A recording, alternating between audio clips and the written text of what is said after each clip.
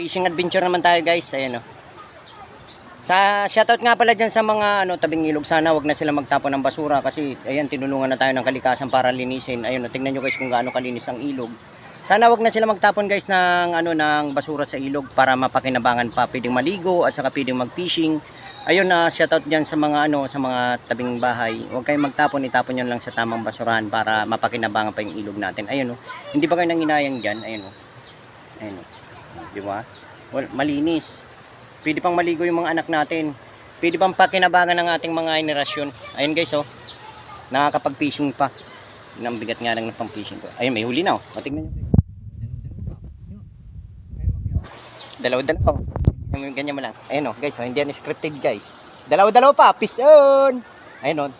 Yan guys, sana shoutout nga sa mga kabataan na wag nang shoutout sa na wag na sila magtapon ng basura dahil kapag kinabang yung ilog. Yan, tingnan mo guys, yung dalaw-dalaw pang huli at mga original na tilapia talaga yan guys. Hindi yan scripted guys. Talagang napakagat po talaga ng tilapia. So dito na lang guys at maraming salamat sa inyong mga followers.